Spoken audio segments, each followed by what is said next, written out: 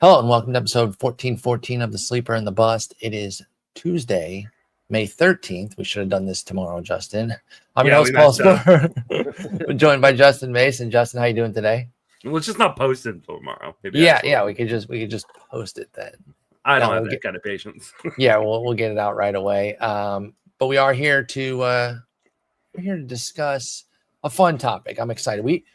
I don't want to ignore the fact that we were planning to talk about the walk rate improvers. We're punting that right now. We might pick it up with Joe later this week or never, to be honest, because I think the strikeout rate one was more, those guys were more impressive and worth discussing. There's a few guys on the walk rate improvers, sure. Again, we can revisit it down the line, but I thought this was a good topic today. And I'm not even going to take the credit and pretend like I tied it all in because I didn't. I thought of this, I wanted to do this, and then I'm like, oh yeah, and Justin Lawler came up, so it's kind of perfect. So I'm gonna just call it happy accident, not pretend that I put it all together there. But with him coming up, talking about the triple-digit bids in the NFBC main event so far and how they've panned out, I think marries very well here. So let's start with Lawler. We discussed him in the offseason. In fact, we discussed him the day that Geraldo Perdomo extended. Yeah. Because it was minutes after. And so we had our whole spiel about this, that, and the other. And in fairness, I loved Perdomo. I'm going to back pat on that one a little bit. He's been great. And not that you hated him, but you were hotter on Lawler, like breaking camp, getting up, doing his thing. Then the extension happened. We immediately revisited. Obviously, you shifted more to like, well, this is going to take some time now. Month and a half in, I didn't go back and listen to find out what our timelines were, but does this beat your timeline? Do you remember if you thought he'd be up before that? I think I was later. I think I was more like June. I'd have been late April. So then a little bit behind where you were. Yeah. Did you end up drafting Lawler anywhere and stash him? I didn't draft him anywhere. I don't believe in the stashes, and I think this year, not ones that look that long. Yeah, and I think this year for me, like, is just showing you like you really shouldn't stash. Like it's just not worth it. No. You know, because all the guys that we've stashed so far have either not performed super well or haven't come up or are still injured or injured. For me, a stash got to be a week. We're taking one extra week to decide. Yeah, like Gunnar Henderson was not a stash in my opinion. Right. Like you knew he was coming back the next week. He's top tier player and stuff like Kirby's that. A stash, and I knew it was multi-week. Yes. And that is the big one. For me, it's like Kirby and Strider, like. And they both may end up paying dividends in the long run, but you gave. How did it hurt you? Yeah. Yes. Yeah, because I mean, I got one league with Kirby right now where I am like just dying on my bench right now. So like I lost Colton Cowser and I lost this guy, and I've had to drop this guy. And it's like. And that is the one thing we talk about, that like the reason we don't want to put those guys on is because it doesn't take long to start to fill up. I stashed Kirby, boom, Edmund, Trout, now even a Dane Myers that I picked up for Trout. So now I'm at 4 ILs. Yeah. And Kasperius got kicked out of the rotation. Yeah. Or out of the follower role. So yeah, that one comes out quick. Like, right. We'll get to that one. He makes our list here. I do have a couple that are under 100 on the average, but that means a lot. We're still over $100 bids on them, and that's what we're trying to get to the heart of today. Is are those bids worth it? And we can talk about the hits and we can talk about the big misses, but what about let's think more in the aggregate here. Like, what is your chance? And obviously, it depends on whether or not you should take that chance. But I'm leaning more and more toward you usually shouldn't. And I want to look at Lawler here because, first off, what do you think the playing time is going to look like here? That's where we have to start, because that should be dictating this bid, and I'm not sure it will. I think the name value will. Yeah, so I saw a report, and when I wrote about it last night for the Roto write-up, I put like what the report said, which was that they're expecting him to play 4 to 5 times a week. Yep. Between second, third, and short, right? So he's gonna kind of move around the diamond. He's gonna be the utility infielder, yes, and just be giving everybody days off, which is smart considering. I don't hate that Marte's bringing him in. Yeah, I mean, I prefer him, and I think if he hits, like if he is just unbelievable, he'll force his way. He'll kind of start with a little allotment of time, and funnel into more. But will he be bid that way? No, I'm sure he is, especially with the idea that he's going to be moving around positions. If he's going to be triple eligible at some point this year, people are going to want that. But are people going to get too drunk on that and take a guy who plays 4 times a week in the interim? I don't know. I think they probably. I mean, I'm going to bid on him, obviously. Of course, I'm going to be in the mix. I'm not going to go triple digits. I'm not going to do what I did with Kobe Mayo, which is burn $100. So that was a tough one to get in on Mayo, man, because like it's easy to dream. Okay, he could rake there in Baltimore. I just looked at the roster in Baltimore and I went, dude, they like kind of need him. Like they just aren't committing to him though. Like we have to kind of take it now. The way things are working, he's just not there. He's not forcing his way. Again, we're seeing a guy right now force his way, and Kobe Mayo's just not doing it. Why is Emmanuel Rivera playing every day at third base? Like it'd be one thing if they had like an established third base. That might be an indictment on Mayo. They never even gave him an opportunity. He played because like 4 games. But I'm saying because they don't believe he's ready. Then don't bring him up. I can't argue that. I'm not. Yeah, I'm not trying to argue. Like, I guess my point though was, and I guess I'm not going to ask you to be like, you should have seen Emmanuel Rivera. I know he's hot right now. He has a 450 BABIP, y'all. Yeah. But also Westberg kind of working his way back already too. Yeah. He was on the field like doing things. I don't know. I'm not here to retro roast the Mayo pick. In fact, we'll get. Actually, he did not make the list. Yeah, because I was like the person who put $100 on him. Yeah, he was not. He was not an average of 100. So you think Lawler's an easy triple digit average? Probably. And then there will be leagues where you think he goes sub 100. Do you think he has a range of like? What do you think the range is, top to bottom? I bet there's some $40 buys on him. Okay, but, and then what do you think the high might come in at? Because again, people are spending money. Someone will bid $300. You think there'll be a 300 out there? Won't be me, but someone will. Yeah, probably will be. I'll be in the $40 to $60 range, something like that. I'll take a look. What's he got coming up? Short for eligibility for Jordan Lawler? Yeah, he's coming up as a shortstop, and that's the hard part for me. Is like in a lot of leagues, I don't have shortstop. I'm the other way. My corner is super. Like him getting third base would mean literally nothing to me. But as a middle, I mean, I got Kyron Paris, who's been a flop. He got out. The problem is if he's going to be splitting time between all 3 positions, it's not like we can be like, hey, in 12 days he's going to have, or 15 days he's going to have a secondary eligibility. Right. This may be like end of June. Absolutely, if not longer, man. Yeah, if not longer to go around and get 10 games. Picks up a second or third eligibility, and that could be devastating. So, like if that's a chief reason you're buying Jordan Lawler, I think it's a bad reason. Yeah. If it's like gravy, that's something. Okay, that good. You're not overpricing it or putting it overly into the price that you're looking to pay. So Kyron Paris, by the way, just has a kind of parallel here, at least a little bit. Middle infielder comes up.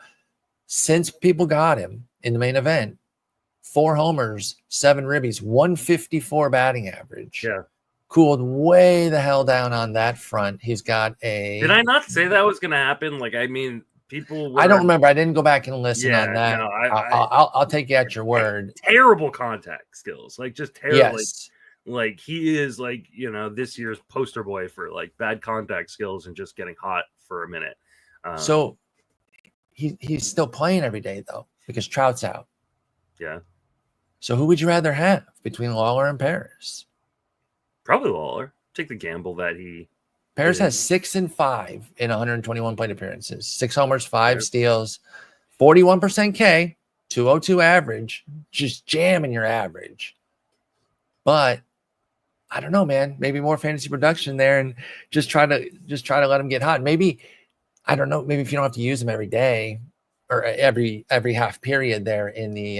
But the hard thing is like, Lawler's got outfield too now. Lawler's had brief moments of not being able to make contact either. So is Lawler going to run, we think?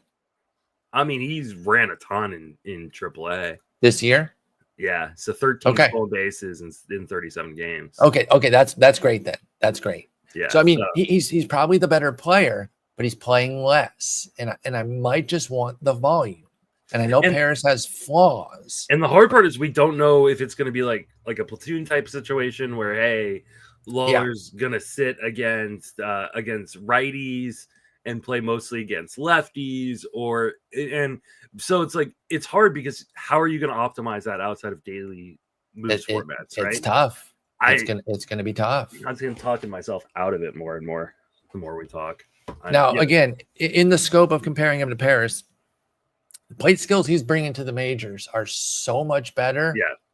Like it is a night and day situation. It is like, I'm trying to think of a good maybe Anthony Volpe type for Lawler to Javier Baez type for Kyron Paris. And I'm talking even Baez right now because I'm not really totally bought in on what he's doing for the Tigers right now. So to that front, do you want the better skill set and you just kind of hope that Lawler plays his way into more PT, or do you take the guaranteed playing time? And before you answer real quick, I will say it's not like Paris brought the worst skills. They just haven't fully translated. He was striking out a ton in the minors. He was walking a ton, although I guess when you strike out that much, he's probably getting challenged more. And that's why he's not able to keep the walk rate up. Right, because he had 35% K and 10% walk in the minors, but it's down to 7% and 40. So that a bunch of that extra percentage went into the strikeout rate. And I think it's because guys are just challenging him. I don't know, man. I'm really in knots on these two. What do you think? Go ahead. I'm sorry. I think I would probably go Lawler, just because I think the upside that it all comes together for him in the majors is much more likely than it is Paris. But it is kind of a do or die type of situation because you're giving up a lot of plate appearances probably to make that switch. But now there if could also does all come together, like Lawler could be a dude for sure. Yes, and there could be a break point where Paris starts to lose playing time. Because when Trout comes back, obviously he's going to go back into the outfield and push Adele into center. Neto's back and right. Then where's he playing? They seem to want to do this Tim Anderson thing. Well, and they got Moncada back now too. Moncada's actually been doing some things. Anderson's been terrible. Anderson's been so bad. I think when Trout comes back, I think Anderson might be having to look over his shoulder. Oh, I'm sure that's probably the answer. But I mean, let's be honest. This is a team that can lose 3 or 4 more guys by the time Trout makes it back. So, sure. Well, that would only help Paris, though. Yeah, so that's what I'm saying. I think that playing time is more guaranteed. I think Paris will find playing time. I just, there is value in that, but can you take the batting average bludgeoning? It is going to be a batting average bludgeoning. And there is a toll there. It's hard sometimes to kind of visualize it unless you're running the numbers because you're just seeing your homer and steal numbers go up. And you're not seeing the exact impact that somebody like that is what he's doing to your batting average. Mm-hmm. So be careful getting blinded there. Yeah, I think push come to shove, I think I do lean Lawler, except I don't want to pay the premium for Lawler this week. So in a way, it's like I'm glad I got a cheap Paris, even though he is hurting my batting average. Yeah. All right, let's get into these triple-digit pickups with a few guys mixed in that are below on their average, but again, very high at the high end here. The first week, I kind of call it a week 0. And that's why when we did 2-start pitchers last week, it was for week 7. Some of y'all might be on week 8 because there was a fab period. I think some people count that as a week, but it's week 0 for me, March 23rd. Leagues were still drafting. So there were none then. Then it was a repeat of last year when Kirby Yates was the big dude to go. Texas closer Luke Jackson went in 37 leagues for an average of $216 with a high of 379 and a low of 122. What he's given them is 6 saves, a 4.22 ERA, and a 1.47 WHIP. Was it worth it? I mean, I think so. Because you got a closer, right? You got 6 saves. That's a good bid off the wire. I mean, even at $216, I think.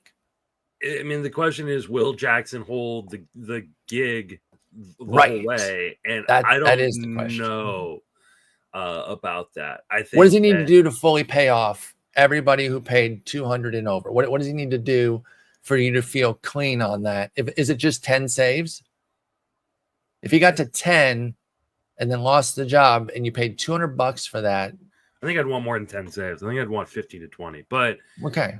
I think there's a good chance he gets there, though. I mean, obviously he got hit by a comebacker last night, so but the X-rays were negative, so it seems like he's going to be fine there.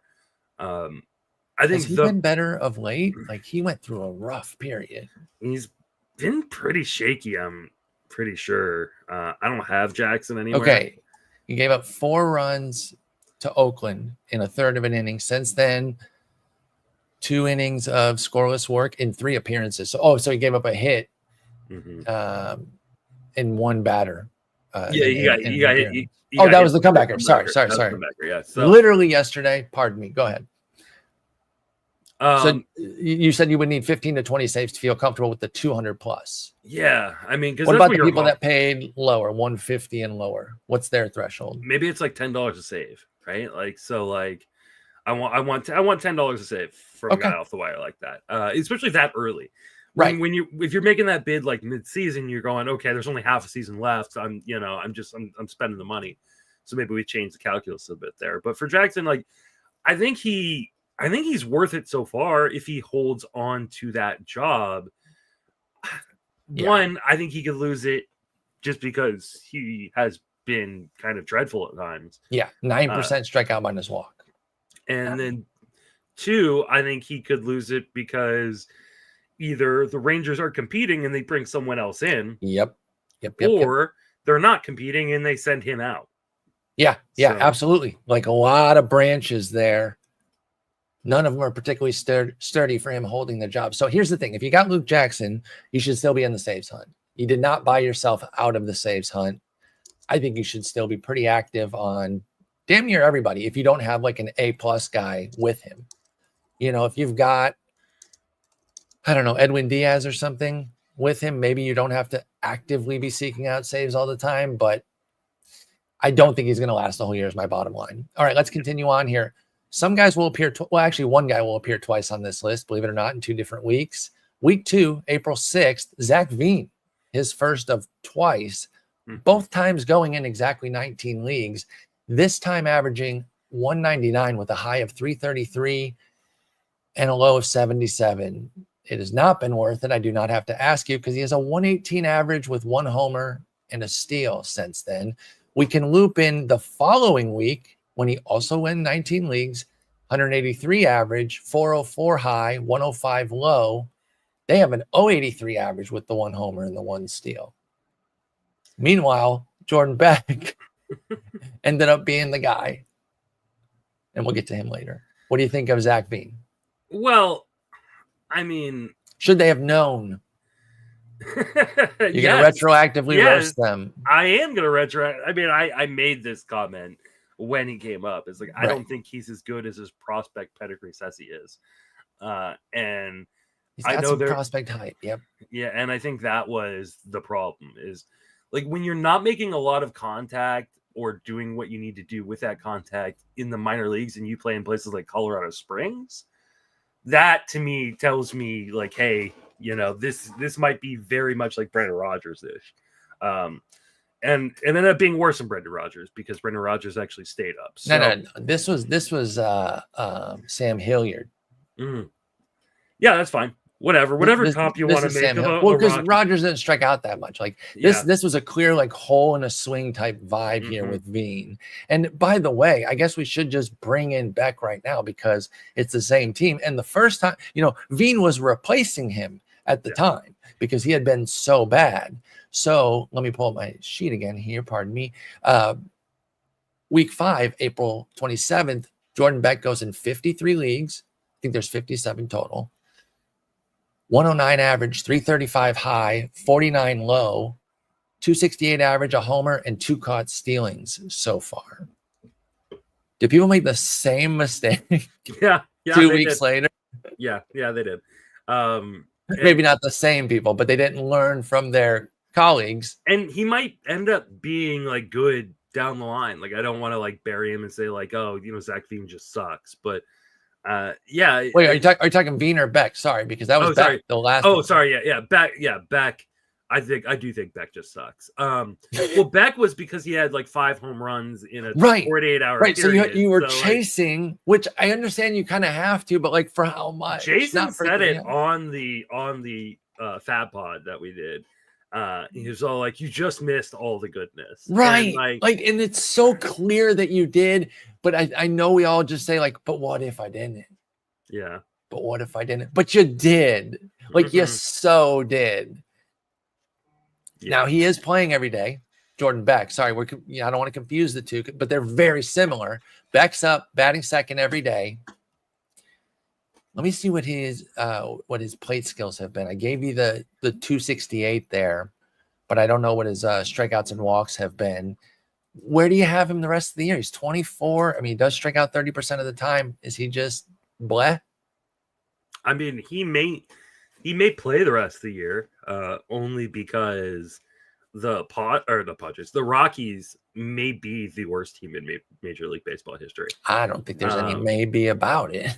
Like, it's gonna be crazy that Mets record stood for what, like 40 years or something like that, and then we break it in back-to-back seasons. That would be nuts if they broke it right away. But right now they're on pace. I saw like a TikTok or something like this, or someone was talking about they're on pace to not only beat the record for most losses, but like obliterate it.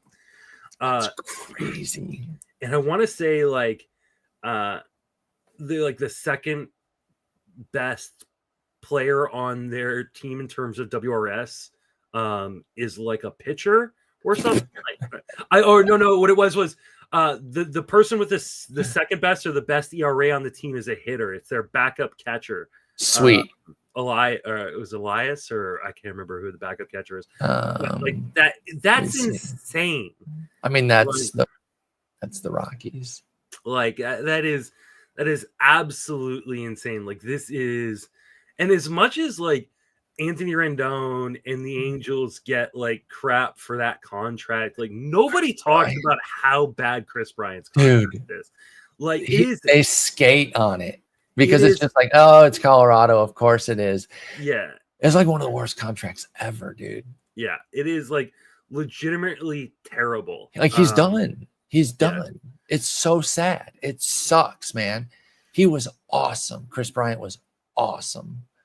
And he stinks. And he's still under contract until 28. Their best pitcher by WAR this year is Kyle Freeland, and he has a 6.41 ERA. Awesome. Very cool. Like, it's unreal just how bad this team is. It's Chris Bryant, dude, he's so bad. He's so bad. Anyway, so because it's Colorado, and that tells you how cooked he is too, because again, it's Colorado and he's still putting up 70 something WRC plus totals. Chris Bryant is. Guys like Beck and Veen who don't make contact, you can't take advantage of that park if you don't make contact. I don't know why I got on my side. You can't take advantage of the park. But that's what I feel like with these guys is just they're going to be hit and miss. You'll probably mistime it and they'll go crazy on the road because you're only going to be using them at home or something. I don't know. I think you should have learned from the Veen mistakes when Jordan Beck came up, especially after he hit 5 homers. I don't have a ton of sympathy for those folks. I'm sorry. Yeah. Let's go back to week 2. Dennis Santana. Pirates closer-ish, 16 leagues, 181 average, 411 high, holy crap, 84 low, 3 saves, a 150 ERA, and an 067 whip. Is he their closer in the Pirates? I think he and Bednar sharing? I think it's a share situation. Okay. The problem is they're not winning games. Well, Bednar lost yesterday, and Ferguson blew it.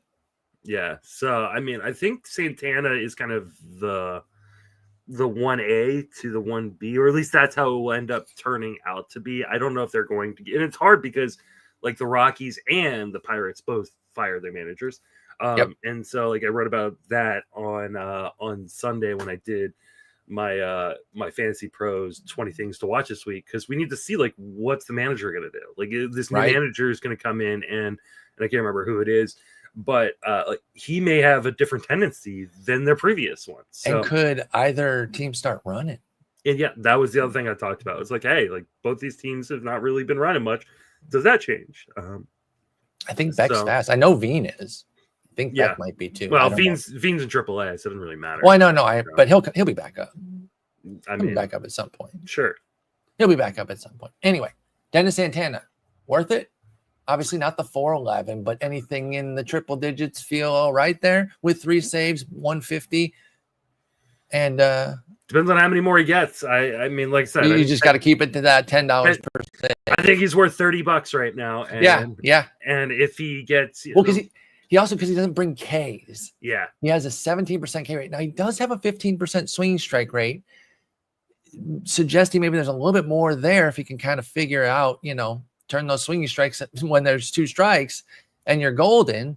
17% feels light. He could bring more Ks, but either way, he's not even at his best, 24%, which is fine, but not like a huge asset at that point. So he does need the saves, I think, Dennis Santana, to kind of be worth it. So I agree with you. Clearly he's the best pitcher in that bullpen. So I think eventually they'll... and Bednar losing again yesterday. It's like, I think they should just go to him, but we'll see. I'm hoping because he's on my main event team. Same week too here, April 6th, Tommy Kahnle for the Tigers went in 13 leagues, 118. Remember, 181 for Santana, 118 for Kahnle, 201 high, 48 low, 4 saves, 0.77 ERA, 0.98 whip. As much as I tell people, don't get comfortable. There is no A closer in Detroit. That's not how Hinch operates. Is Tommy Kahnle the A closer in Detroit? And that's how Hinch operates. I don't think he is. I think no, because Vest got the last. Yeah, save. I think Will Vest is. I don't know if we have Will Vest. Yeah, we do have Will Vest. We do. Sheet, so we do. We'll bring him up next. Yeah, we can talk about him too. So, but and Jason Foley getting Tommy John out. That literally just happened right before we started recording. So, yeah. I mean, I think this is another one of these situations, and why I don't like paying for saves off of the wire, right? Because this idea like, oh, well, I'll just get my saves off the wire. Okay, have fun with half of Pittsburgh's and half of Detroit's saves. Like, good luck trying to compete with, the guy who's going to be the full-time closer in Boston or the guy who's going to be a full-time closer in San Francisco.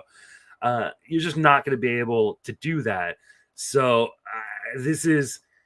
could it be worth it? Maybe. If you were one of the people that grabbed Kahnle or Vest before the big jump, right? And there were people like I grabbed Kahnle for like $27 in the league. That's great. The week before, then you're feeling great because 4 saves means I've already made my profit on $27 pickup. And anything else I get is kind of gravy. But the hard part with when you're in this situation where you need saves off the wire is what you're often doing is what I've been doing in a number of leagues, which is I'm speccing everywhere. I'm speccing on all these guys. And it's really hard to know when to get those guys in your lineup because I think it was last week, I spent a bunch of money on Kevin Ginkel and put him in my lineup only for him to get absolutely destroyed and Will Vest on my bench when he gets to save, right? So and this happened earlier in the season with Tinoco, where I spent a bunch of money on Tinoco and he was in my lineup for an 81 ERA. Dude, that's why I hate the saves games so much. And this is why I say don't pay or pay for saves. Pay for saves. Pay the draft capital, right? Because you're gonna pay one way or the other. And we prefer draft capital. And not everyone does. They like the saves game, and that's fine. Manage how you manage. But we like to manage to try to draft our saves. And a lot of people are going to point to this season like, oh, see, look what happened to Devin Williams. Class A was shaky. There's other, Ryan Walker's been shaky. You shouldn't pay for, they're going to point to this season. I still think the aggregate over the last few years is going to look good at paying for saves. It's not that nobody it doesn't account for the fact that it is you are competing against everybody in your league in that fab war. Even the person with 2 locked in closers are throwing money at the attention is always it is just so expensive to play that game, and that's what we don't like. And that's it. Again, some people like it. They like to do the spec. They want to get Tommy Kahnle the week before, and so they are going to play it the right way. And if that's in your skill set, Greg Jewett, okay. Absolutely. I told someone in the Discord recently, maybe it was a month ago actually now, and they're like, "Hey, where should I go for save stuff?" I was like, "The best $5 you can spend is reliever recon." It's like it's game over, and that was not that was a promotion of Greg Jewett there. Like, yeah, if he tells me that I'm not going to draft saves because I can play it in year, okay, I get it. Because I know he's going to be, first off, he's never going to be overreacting. He's never going to be paying the triple digits where he's chasing. So he's going to be very efficient about it. And that's the game he likes to play. It's not a game I want to play. I like to read his stuff, to try to pluck a guy or two and hopefully find somebody good. So far, Greg and I have landed on Emilio Pagan. Now he has a 1.5 homer 9. We're scared crapless for sure. But 24% strikeout minus walk. And they're sticking with him. Like they're sticking with him. They have a better reliever in that bullpen, and they are Luis Ashcraft. Oh no, Luis May. And Luis May too. Well, I'm a Luis May guy. People went triple digits on him. I know. Which, come on, stop. Yeah. I think Pagan had a bad outing recently too. So maybe they were like, oh, it's gonna be happening. Yeah, actually, he's given up runs in a couple, 2 of his last 3. But I mean, he gets so many strikeouts. Look, I've never been a Pagan guy. No. Greg basically talked me into it. He's like, it's a chance to get some saves. You need him. I'm like, fine, I'll put him on the, wasn't even my top tier bid. Got him. It's the same guy. He's given up the homers, but the skills are great and they're letting him do it. So as long as they're letting him do it, they want May and Ashcraft in the middle. You don't always have your best reliever in the 9th. Yeah. Sometimes you purposely put, a very competent somebody that they trust and believe in. Graham Ashcraft, right? Like they're going to use him for 2 innings in the 6th, 7th. Yeah.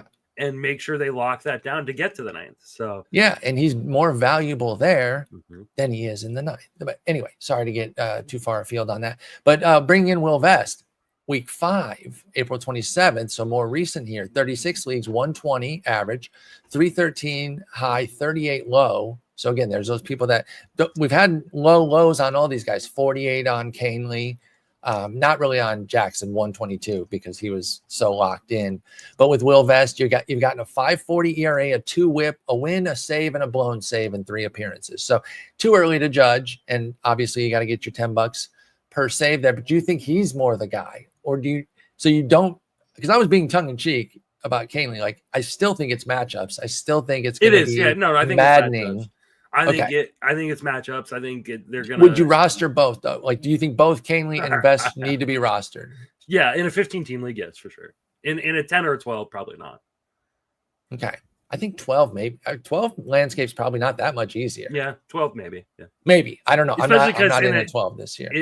And maybe even in a 10, because in a 10 you might need 3 closers, right? Like yeah, you got to keep up with the Joneses. So unless you got 2 mega studs, you need more there too. So you are still getting into that same depth of pool. That's why, saves talk is pretty universal unless you just have specific rules to change it, like save holds or whatever.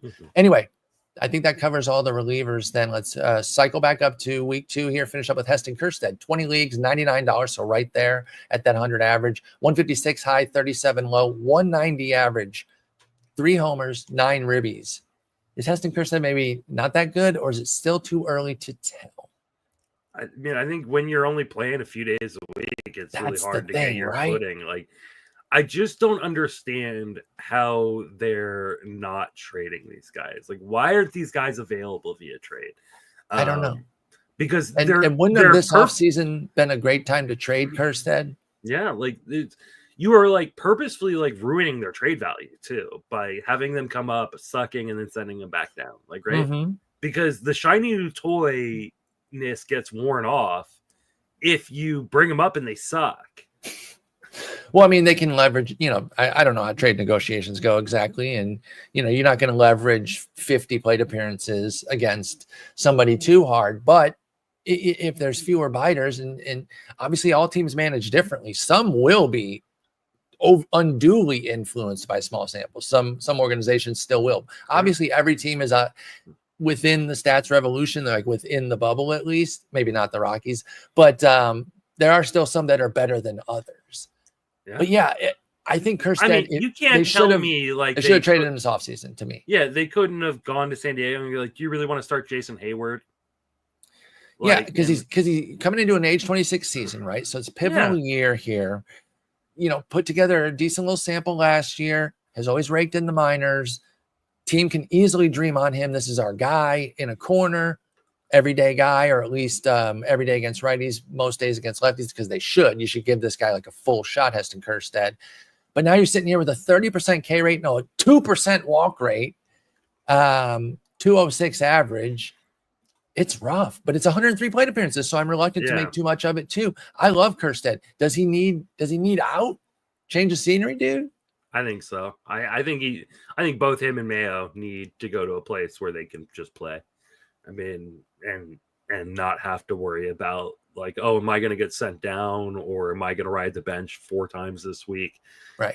I think they need an opportunity to play, and I like I said, I made the bold prediction earlier this season that the Orioles were not going to make the playoffs and they were going to fire Mike Elias. And I feel pretty darn good about that prediction at this point, halfway through May. You absolutely nailed it. So I would say that that went quite well for you. Yeah. Heston Kjerstad has not worked out, obviously. Probably popping back up on some waiver wires. He did pop up in one of my mains recently, and I was like, what am I getting here? I'm not getting him. April 13th, Chase Dollander, 55 leagues, 120 average, 338 high, 38 low. I was in on this. Okay. I wanna raise my hand, let it be known. However, it was for $58 for 50 runner up of 52 with Justin Steele as the cut. I mean, shrug. I had the other pitchers available that week were Abbott, Festa, Edward Cabrera. I didn't go in on Cabrera. I had Abbott and Festa right in the same 50s range. They went 89 and 83 respectively. I got Gusto for 37 unopposed, which at the time I thought was awesome until yesterday. Until that absolute shellacking. But anyway, with Dollander, I knew what I was getting into. It's a Rockies pitcher, right? Should there have been any world where he was getting a triple-digit bid, though? No. I paid 54. No, he shouldn't have gotten triple-digit bids. He probably shouldn't have gotten double-digit bids. Rockies pitchers are... I wouldn't go that far. I would. I mean, when have you been able to use them? Did you use them? No, I don't have them anymore. I don't have them anymore. Well, yeah, exactly. So you were never able to actually use them. I actually got to your benefit. So well, I told you I got lucky on his bad start, or on his good start. Bad matchup. I think it was Atlanta, and I accidentally left him in, so my idiocy was not punished. I'm glad your idiocy wasn't punished. But yeah, no, this is Rockies pitchers, like, they're so hard to predict. And, as much as people go, well, I'll just start them on the road. Like, there are some Rockies pitchers who are better at home because they're so used to the environment, then they can't figure out how to make their stuff stop moving when they get. And a rookie on the road. Yeah. Like that's not fun. Yeah. Like, I don't know in what world you were going to be able to use him. I traded for him in a dynasty league. I needed a pitcher, man. I lost Justin Steele. I think in a dynasty league, like, hey, this is not a bad buy low opportunity because if you're not competing this year, because I do think he's a talented pitcher, but we're talking about a guy who really does struggle with command and control already. I do think it's going to get better as he matures, but like now you're pitching in Colorado, like it's just not going to work out right now. Yeah, I mean, no disagreement there. I jumped off that ship. For Ryan Nelson, took his one start, jumped off that ship. Forgot who I got after that, though. Yeah, again, I knew what I was getting into. I was just like, he's a great prospect. What if? I'll take a $50 spin on it. I have Hunter Dobbins now in that spot, essentially. So what people have gotten from him since they paid that was one win, a 7.71 ERA and a 1.60 whip. Don't need to ask you if that paid off. Week 3 was also when Zac Veen Part 2 went. Week 4, best buy of the year, probably by a landslide. Chandler Simpson, 15 leagues, 301 average, 571 high, 140 low. Now, of course, I say best buy of the year by far. It's also very expensive. You got 262 average, 6 stolen bases, and 9 runs since April 20th. How should the Chandler Simpsons buyers be feeling? 140 was the cheapest. I mean, I think you should be feeling pretty damn good. It's about as well as it can pan out, right? He's tied for 8th in baseball since the Monday after that pickup with the 8th most stolen bases. Like that's fantastic. Like you're getting exactly what you need from Simpson, which is you got him for stolen bases, and the average hasn't been great, but it's still been good. Like it's still a plus average. You'll take that all day long. And with their injuries, he's playing. So yeah, I think this one was worth it. I don't know if it was worth triple digits necessarily, because I don't know if anybody's worth triple digits. But if you needed the stolen bases, you now got them. So, well, you couldn't get them for not triple digits. 140 was the minimum, at least with all these other guys, except for I guess the Zac Veen part 2. The low there was 105. But yeah, for the rest of these other guys, there were leagues that would agree, like, okay, no, triple digits is too high for this guy. And that it does really get to the fact that obviously there's a lot of skill that goes into this, but getting in the right league, the right fab competition, which you can't predict. You have no idea how the room's going to be, what team needs. Like it's an amazing X factor that can change leagues. All right, so moving that week 4, that was it. Chandler Simpson was the big buy, panned out. He's been fantastic. Week 5, we talked about Beck, invest. Nick Kurtz was the big prize that week. 47 leagues, 341 on average, 557 at the top end, 145 at the low end. You've gotten a 278 average, a 357 OBP, but 0 homers. What are your early? What's your early outlook on Nick Kurtz about 3 weeks in? As long as the A's are patient, I'm going to be patient. There was some talk in the Discord today about like, are we still holding on to Nick Kurtz? I'm putting him on my bench, but like, I think you gotta hold on to him for right now, even like a 12-team league. I still think he is going to be really, really good. And I know it's a 39% strikeout rate, and the zone contact is like terrible right now. He's learning. I think he's learning. I think especially as things start to heat up in Sacramento, that ball's really going to be flying. And as long as the A's have him up, now the A's could send him down. Sure. Right? The A's are... That changes everything. Probably a cut everywhere at that point. The A's are in second place in the division, a game and a half behind the Mariners, right? That division might be really, really fun to watch. I think it should be an absolute blast. Right now, it is the most competitive division in baseball, with the last place Angels only 5 games back of the Mariners. Everybody else is within 2 games of the Mariners. That's crazy. This is going to be a really, really fun division to watch, and I think the A's are going to play a part in it. I'm not expecting them to make the playoffs, but I do think like this is going to be really, really fun to watch. Year early on them. Remember last year we bet. You got me. I think this is going to be really fun, and I would stick with Nick Kurtz. I do believe in the talent, and I think he's going to be fine ultimately.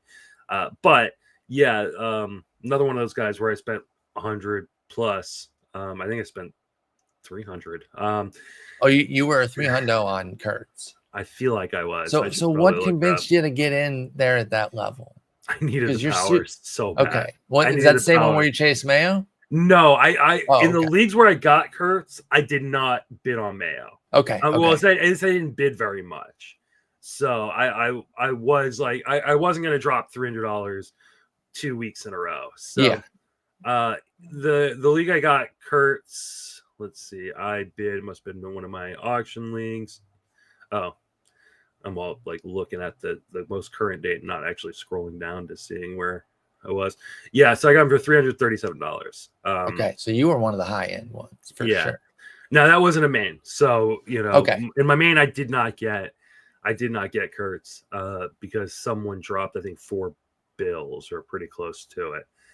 Let's see, 278 average is not nothing, but obviously you're trying to get power and you got 0 homers. You mentioned things heating up in Sacramento. I think that will play a role for him and the rest of the team with Kurtz, but you have to be a little bit disheartened by the 0 so far. Yeah, but he's still hitting the ball hard. Yep. When he is making contact, like I'm really not that worried about Kurtz. Like 93.3 average exit velocity, 42% hard hit rate. Max EV is already 113.6. That's probably going to go up too. Launch angle is a perfect 15.5 degrees. Like I think he's going to be fine. I really do. What about Agustin Ramirez? Same week, so it's a big week there. Jordan Beck, Will Vest, and then Camille Duvall we're going to talk about in a moment. So that was a huge week, April 27th. 52 leagues for Augustin Ramirez, 263 average, 493 high, 153 low. They've gotten a 160 average with a homer and 4 ribs. Obviously, they have not got their money's worth. He had 3 homers in 5 games prior to that, including 2 on the Sunday of the bidding. Were they just chasing, or is this just a small sample and Augustin Ramirez is going to be all right? Where are you at on the catcher for the Marlins? I think this is just a small sample and everything's going to be all right as long as they're playing Ramirez. And I think that's my biggest issue is, like, does he lose time? He's already got so 10 far, games. no. Yeah, he's already got 10 games at catcher, which someone's like, oh, he's not even going to get enough catching time to remain eligible. No, he is. The Marlins don't care. Like, they just don't care how bad he is defensively. And then they're giving him time at DH when he's not catching. So, like, I think Gus Ramirez is going to be fine. Zone contact is right there around league average. Dude rockets the ball when he does hit it. I'm not worried about him at all. I have right now his XBA is 272. Like, if he was hitting 272 with the 4 home runs and the stolen base, we wouldn't be talking about him. Well, we would, because it's the episode, but like we wouldn't be asking me if I was concerned. You would be asking me how high is the ceiling, and I think the ceiling is still pretty damn high. Yeah, I think so too. At catcher, you can afford to take a little bit more of the slump here and kind of see where it goes, because the expectations are just going to be a bit lower at catcher. I think it'd be premature, and I don't know that we've seen anybody really come up that should be challenging. And I don't remember every catcher off the top of my head. I'm pretty set there. But I can't think, Carson Kelly was already rostered, Joey Bart. Yeah. I can't think of anybody that would have come up and really pushed you on your shares with Augustin Ramirez. So I'd be holding firm. Yeah. Camilo Duvall was also picked up that week. 16 leagues, 131 average, 207 high, 77 low. You've gotten 5 2/3 scoreless with 4 Ks, but 4 holds. This is obviously some Walker insurance stuff. Mm-hmm. How do you assess Duvall right now, the Duvall-Walker dynamic? Do you like this scoop on April 27th, or was it too high for somebody? Obviously, I imagine Walker had just blown something, because that's pretty high to spec. Yeah, Walker was dealing with an injury. He looked shaky before the injury. And then Duvall came in and got like 2 saves in like 3 days or something like that. Got it. And since then, Walker's been fine. Yeah. And it's gone back to, like, Duvall will get the occasional save here and there. When Walker, not since you picked him up, though. Yeah, I mean, but he will down. I mean, Walker will throw back to back, and they'll go, okay, Walker's not pitching today, and Duvall comes in and gets it. But I think Walker's fine. This is not. I don't mind taking the spec. I mind taking the spec on the guy for $100. Like, I just don't think you should be taking that spec there unless you are really, really sure that is the dude. Well, we have to be fair. It's April 27th, and he won. Have to be fair. Yes, you do. He won that day, and he had 3 saves in a row. Yeah. So he kind of looked like the dude. Yeah. It immediately pivoted. The very first outing that the Camilo Duvall folks got him, he pitched the 7th inning, and he's pitched the 7th inning every game since, except once when he pitched the 6th. Yeah. So it's gone very backwards. Now he's pitched brilliantly. So now here's the question. And I do think if Walker goes down, that Duvall becomes the question. Guy. Do you hold? And in what circumstances, I guess? I know it depends. We can't list out every circumstance. But, like, let's say my duo, Helsley and Pagan, ostensibly an A guy, but a little bit of a wobbly one, and some found money. Would you be advising me to hold Duvall as like a spec? I have Urseg there right now in that pretty much same role. I think I'd rather have Urseg, personally. I mean, I do too, but I drafted him. What about the people who paid the money? I know there's the whole like sunk cost fallacy. I should probably read what that actually is instead of always just citing it loosely and probably pissing off people who know exactly what it means. But I think I fall victim to it. Like, I paid this much, I have to hang on. But how long's too long with Duvall? Yeah, sunk cost fallacy is exactly what you think it is, which is a phenomenon whereby a person is reluctant to abandon a strategy or course of action because they've heavily invested in it. Oh yeah, even when it's clear that the abandonment might be more beneficial.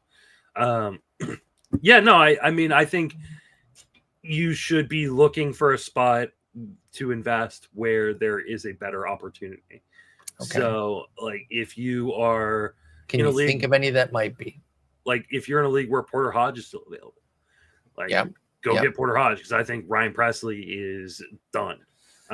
He does not look good. He might need an IL stint. He could come back. I don't want to rule him out. I know he's 36, so it could be the beginning of the end. But, these guys, sometimes they take an IL stint, they come back, they're immediately clicked back in. But that would be Porter Hodge's opportunity to run and hide. I think I'd rather have like a Chris Martin or Robert Garcia in Texas with Luke Jackson, not looking as strong. Would you outright cut Duvall for one of those guys? Yes. Even if you paid? Yes. Yeah. My $100. I did not pay for it. I'm just saying in that scenario, I would have a tough time. So I do. Like, I'm going to be cutting Mayo this week. I spent $140 and $120 on him in two of my big money leagues. I'm cutting him this week. Like, I held on to him just through the weekend because there wasn't really anybody where I was like, oh, I need to go get this guy. But the moment I see a guy I need to go get, it's like, time. Yeah, then I'm just dropping. And like, yeah, it sucks that you blew that money, but screw it. You're out on vacation and had a nice dinner and you got food poisoning. Right. Yeah. Don't go back. Don't go back to that restaurant. Kobe Mayo's food poisoning. All right. May 4th, week 6 here. We got a couple Dodgers and another save spec, who I should have looped in when we were talking. Obviously, I should have brought in Duvall too when we were talking Best and Kahnle and just done all the closers at once. And we got about 10 minutes or so. Gonsolin and Kasparius both went in this week 6 bidding. 46 leagues for Gonsolin, 166, 313 high, 77 low, 180 ERA, 110 whip, and a win so far. Very limited sample. Of course, Kasparius went 97 on average, 137 high, 34 low. He had that brilliant 4-inning, 1-run, 5K follow for a win, but he's back to a 1-inning relief role. Where you at on Gonsolin and Kasparius right now? Obviously, the Gonsolin folks, too early to tell for sure, but you feel pretty good about your investment there, and you're starting him regularly, I presume. And then Kasparius comes down to the hold factor. Yeah, I mean, Gonsolin has benefited from a pretty damn easy schedule. Yes, to start. Double Marlins, didn't he get? Yeah. He started with double Marlins. That's and then so amazing. Now he did just pitch fairly well. Against Diamondbacks, 5 scoreless innings. Yeah, no, Gonsolin to me is pretty close to must start. I mean, 15 teamers he is. Like, I don't think you have. I'm a little concerned. Just like he doesn't look like the Tony Gonsolin we used to know, but maybe that's fine. Maybe like and especially the fact like he pitches for the Dodgers. Like even if he gives that buffer, up 4 runs in 5 innings, like he's still probably getting a win out of that. So. I think he probably is close to a must start. I don't know if the triple digits will be worth it in the end, but what does it take for a starter to get you there? Obviously the ERA and whip can kind of fluctuate depending on the allotment of innings, right? I'll take I would take even probably a low 4s ERA, low 110s whip from somebody that I got a bunch of innings from. But then how do you compare that to somebody maybe you only get like 30 innings from, but they're 2-something ERA. It's a delicate balance there. But right now, Gonsolin, he's pitching pretty well. 21% strikeout minus walk. He doesn't look maybe at his peak yet, but there's wiggle room there for him to still be very good and just collect dubs with the Dodgers. I think it really comes down to like one, how many dubs he gets, but right. 2, like does the strikeout rate stick around? Because right now. He has a 33% strikeout rate, which where did this come from, buddy? The Marlins is where it came from. Yeah, I know. So like, is he more of a 24% guy or is he more of a 27% guy? I think the strikeouts will probably dictate. I think he's probably close to the 24%. That is so heavily in. Like, I don't think he unlocked something because he's right back down to 4. Gonsolin was at Arizona, and again he held his own there. But he can have these 5-inning 4 runs and still get a win pretty consistent. Like, we don't want those all the time. If he ends up with like 12 wins, I think that's a win. Like easily. I think you're looking at, if we're doing $10 a save, are we doing $20 a win? Because I think there's every win being worth $20. Yeah. Oh yeah. I mean, I say, oh yeah, as if I really thought it out or could even, I don't know. I mean, calculate that, but I feel comfortable It with might that. even be worth more, right? Because like I've thrown I'm sure somebody's run the numbers. I've thrown $27 to $30, on a 1 week streamer. Yeah, I paid 24 for Ryan Nelson's. You paid 58 for Shut Dollander. up.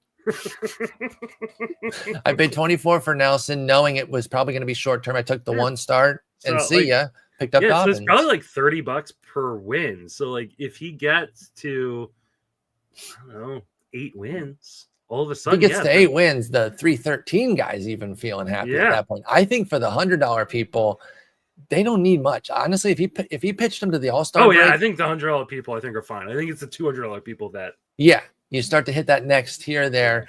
They might need to get a little bit more, but Tony also has a chance to deliver. He could be a real gem going triple digits, but I think you need to be the low triple digits. Like don't do $300 on a guy. Don't do $200 plus. Yeah, I think there has to be a limit to it, right? Yeah. Like not all triple digits created equally, and I don't want to imply that there is. The 300 bids are the ones that are like really eye popping. They catch your eye. I don't know that those can ever pay off outside of those like memorable rookie of the year runs like that happen, and they're great and they feel good, but I don't think you can chase them every year. But here's the thing too.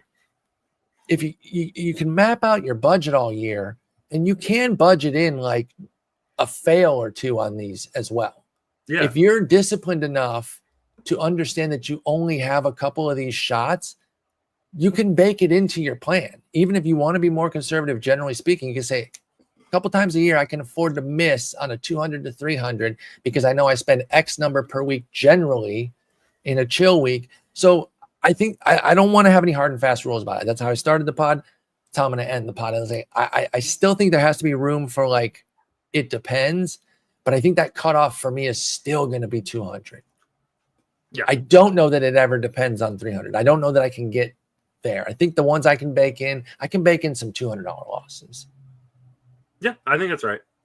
All right, let's finish with Shelby Miller real quick because he's 14 leagues, 96 on average, 190 high, 39 low. So he had a big range. He has 3 scoreless innings, a save and a hold so far. Is he the dude? With Ginkle blowing back up and Martinez and Puck on the IL? Is Shelby Miller the dude? Martinez is coming back. So he's the dude for now. Okay. Will he be a shared dude or will Martinez be the fireman?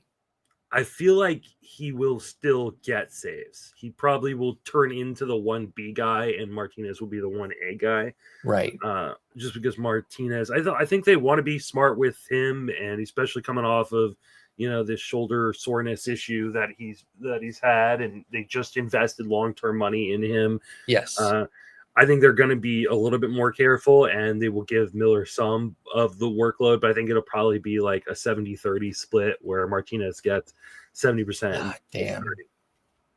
Well, I mean, that's not happening yet. So you can still pile up some saves. And anything can happen in between now and then, right? Just because Martinez is working his way back doesn't mean he actually makes it back, right? So exactly. You're not like cutting prematurely. No. I don't even think I'm cutting when he comes back. No, I gotta see Martinez take the job. Yeah.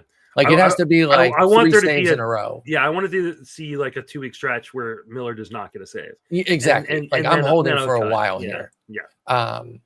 Whereas like Duvall, like we said, maybe we have a little bit more leeway on where we would look to improve that situation.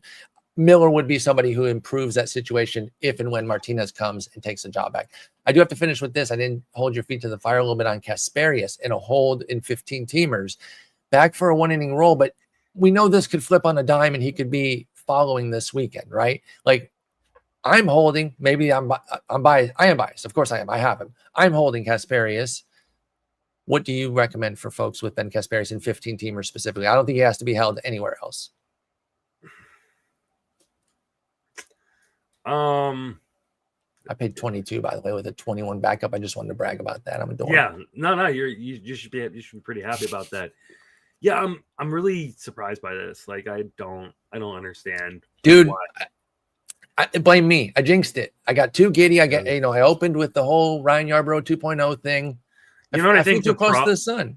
I think the problem is they have so many lefties in this bullpen that like they need a guy who can be a 1 or 2 inning guy that's really reliable, and that's Kasperius. So God, he's such a valuable piece. Like for a real life manager to have, so freaking valuable. But I want my Tony Yarbrough, my Ryan Yarbrough 2.0 so badly, dude. Don't think you're gonna get it for the Dodgers. Could you imagine at $22? I would never shut the hell up about that. I'm still not. Now, like I'm not even getting anything. Like I said, this could flip on a dime. Right. That's why that's another reason I'm not cutting. The next injury, he's in. Yeah. And that next injury is going to be probably tomorrow. I don't want to jinx. Obviously, I don't want him to get hurt, but let's be honest about pitcher injuries. You're talking about a rotation right now that's got Yamamoto, who's just unreal, but he was injured last year, right? Sasaki, who doesn't seem like he's completely ready for the major leagues. Right. Dustin May is coming off of an injury. Tony Gonsolin coming off of an injury. And Landon Knack, who is currently just and then Kershaw will take that spot. But then it's Kershaw, who's 1,000 years old. They've also got Kershaw, they've got Glass now, they've got Blake Snell. Ostensibly Snell, but the news on him, not great, Bob. Yeah. I hope he's all right, man. But I think Hesperius is a whole. And you know what? Depending on the 12-team league, I could actually see a world where it might fit. I don't think the NFBC universe. I think in a 10 and 12, you probably should cut. I don't think in the NFBC universe with 7 bench spots. I'm talking a deeper 12. But even in like a deeper 12 that's not as competitive as NFBC, like there's guys on the wire. It can still be super competitive, even if it's. I'm just saying not as competitive. Like, because like even in really competitive home 12 team leagues, there's someone who's already checked out. Right? Yeah. And so what if you ostensibly is what about this? 10 or 11 team league? Points leagues. Let's get narrow with it. Points leagues with the RP spots where you have to put RPs in. Is it worth hanging on to him or where Ben Hesperius? Oh, he probably doesn't qualify as an SP yet, huh? Because you can still steal wins even in 1 and 2 inning stints, right? The wins could still be stolen because he's going to pitch leverage. So I wonder if maybe there's that narrow use. I used to play in one of these, so I am coming up. I'm not just making up something out of whole cloth, but those ones where he's got the 2 RP spots. I know you're trying to get starters there all the time. That's why he could be so valuable, though. But absent that, I wonder if he makes a case to at least stay on a roster like that, just in case. Because it could flip. The very next injury that they get, they could go right back to Hesperius being stretched out. Interesting. Or leagues where, like, because in like Fantrax, he's SP eligible. Okay, so like I loved like putting relief pitchers in that SP spot and then rotating my other SPs through the other ones, right? Yes. So that way, you always have someone accumulating reliever stats in the SP. I can make an argument there. But again, it's a narrow use case. But even in like a points league, though, like the hard part is relievers don't rack up enough. And if he's not getting saves and he's not getting holds, like, but you're holding for the opportunity. I'm wondering, does he do enough in the interim? Ben Hesperius, got to keep reminding because we're really digging in on him. Does Ben Hesperius do enough in the interim to make it worth holding in the hopes that he gets back to that follow? Because if he's in that follow, he's awesome again. I don't think the 10 or 12 he does. Okay. I think, but like, here's the thing. I think you should hold him for 1 more week. Let's see what the usage is, because maybe this one outing where he only went 1 inning is an anomaly, and he's not going back into a follow. What if doesn't Knack go tonight? What if he goes 3 innings? That's my thing. Like, hey, does he come in and do 2 or 3 innings behind someone like Knack? Yeah. Knack does go tonight. So let's kind of play it by ear. If you're in a daily pickups league, don't drop him yet. Give it to the end of the week, and then let's kind of reassess at the end of the week. Let's see where Ben Hesperius is at. Interesting arm for sure. So bottom line there, going through all of it, I don't think the high triple-digit bids are worth it. I do think there's a world where you should live in that 100 to 200 range for your high end. And if that can't get them, you tip your cap, you let the person take the chance. Because by and large, they're probably not going to pay out. Now, some of these can still change too. I want to be clear. But on some of the bad ones, even if they flipped, you wouldn't have them. A lot of people are going to start cutting some of these duds. Like if Kjerstad pops off, a lot of people probably haven't kept Kjerstad. They picked him up on April 6th. Yeah. So there's also that factor baked into it. So what is your cutoff? Do you think you would go back up to 300 again like you did with Kurtz? Is there scenarios where 300 still makes sense to you? No, I'm just not going to this is my yearly reminder to do as I do or do as I say, not as I do.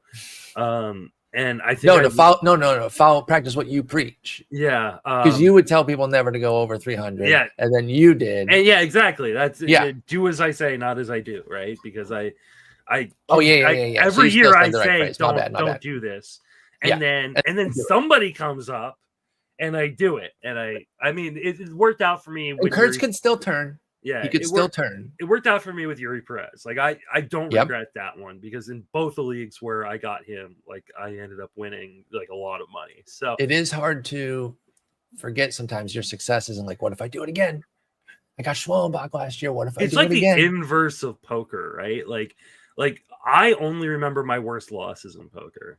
You only remember your best pickups in Fab? Like I never remember the really terrible pickups. Just slough them off. Like, that's part of the game. Let me just talk about the hits, baby. Fab is much more like like an illicit drug, where it's like, remember that one high that was so good?